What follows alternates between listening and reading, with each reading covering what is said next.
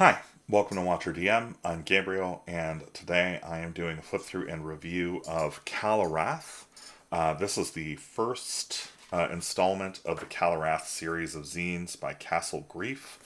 I hang out in the Castle Grief Discord. I really love his work, and I was able to play some of Kal Arath solo, and so just going to walk through this zine, which I think this is a copy I printed myself here at home.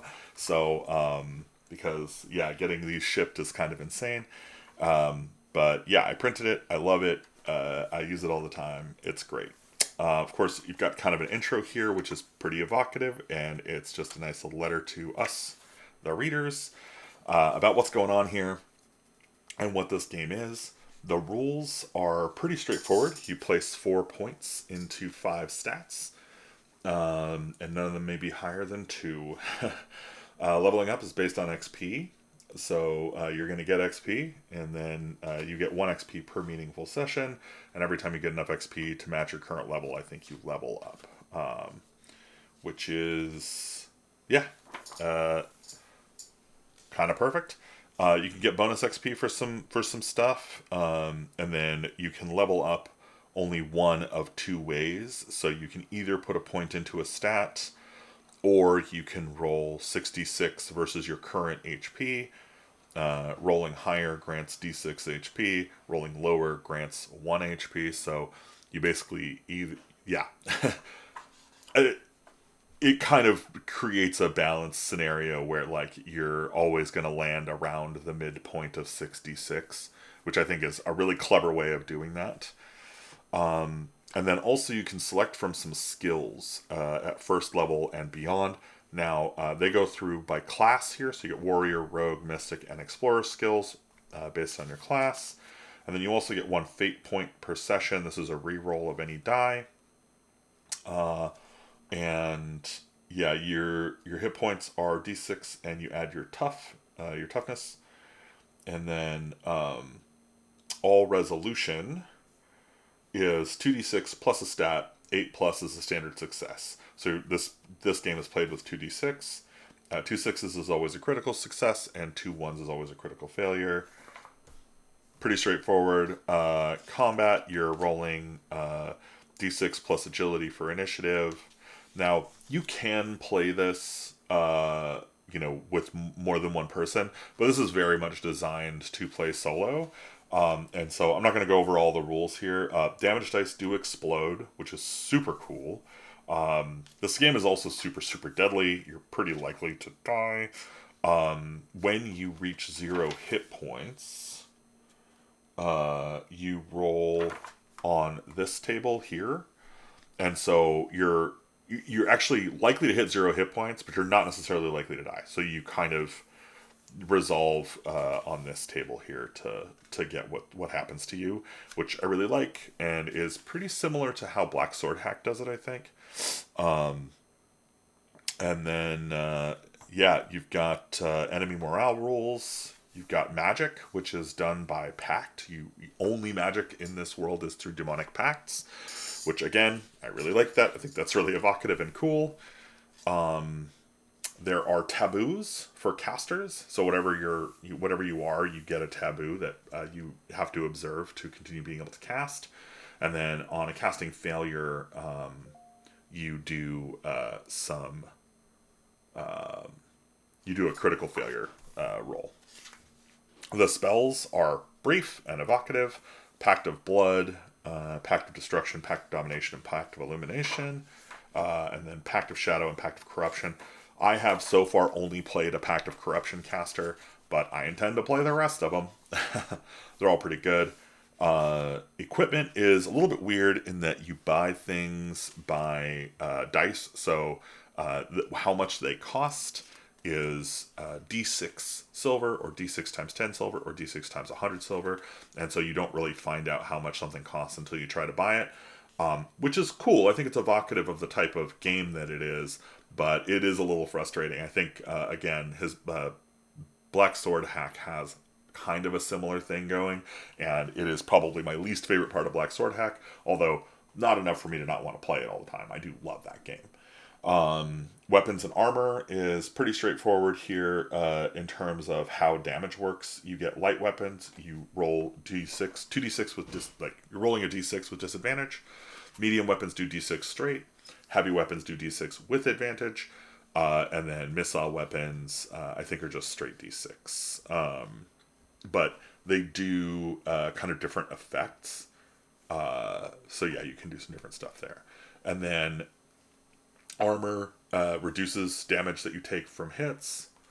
And then you get into gameplay. What fate brought you here? So you kind of get a nice little generator table for, how you ended up out here, wherever you are. You get an oracle for story questions, turning points, or situations. You get little spark tables to gain insight into people, places, and things. And then you get overland travel rules, rolling for weather. Nice travel procedures, actually. Like, traveling in this game is fun for solo play. So if you're looking for a game with a nice, consistent, enjoyable game loop, this has it. It definitely works for that. You can do some foraging and get some herbs. And then you start getting into some of the generators. So this is the points of interest generator. Rolling for encounters is part of the here's your encounter table. Camp, spend resources, and recover. So this is like when you rest, and then end of day / session.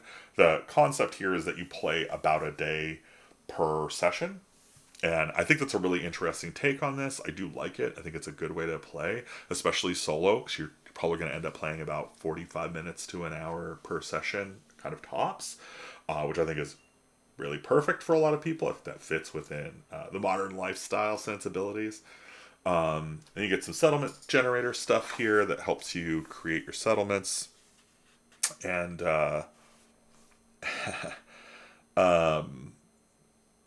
yeah, some important NPCs.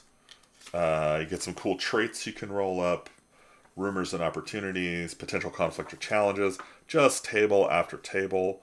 Dungeons, another dungeon generator. I actually used this dungeon generator table for my, just because it's, okay, yeah, I mean, like, I don't think this is novel. I think there are plenty almost identical to this, if not identical to this, but it's convenient. So that's the one I use when I'm doing my 365 dungeon for 2026, which, if you're interested, you go to my Patreon, you can get that every day. I'm posting a dungeon room. All right, foes. You can get some foe room stuff in here. You can find an NPC. Here's items and treasure you can get. So again, this is just stocking those rooms. And then special boss rooms are here. So I don't think there are like a ton of these. There's only like 6 boss rooms defined, but they're great. They're fine. They're awesome. Use them. You could also make up your own. That wouldn't hurt. It's like it's fine. These are great. Passages, corridors, and connections. So if you're trying to move around in a space, you can do that. And then you get your bestiary or bestiary of creatures. The creatures here are fine. They're not really anything to write home about. They're as interesting as they need to be to do a pulp adventure like this. I am going to say this book has some, this is handmade lovingly by the guy who plays it. So, like, he knows what he means when he writes something down. And so he is not doing the extra labor of, like, making everything consistent between all the stat blocks. Like, lions have armor 0. But, like, there are other ones that say armor none. What's the difference between armor 0 and armor none? I don't know. But you get what's going on here. You understand what's being said. Kal Arath.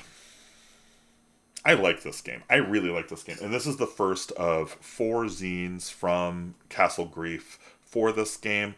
I recommend picking it up, printing it out yourself if you can't get a physical copy. Up here in Canada, it costs twice as much to ship this as it does to buy it. So I recommend buying a zine PDF and printing it at home or at a local print shop. But it's quite good. It's worth every penny, and I think you could do a lot worse. If you like these videos, I hope you'll hit the like button. If you'd like to see more of them, you should subscribe. And if you'd like to be notified when they come out, you should hit the bell icon.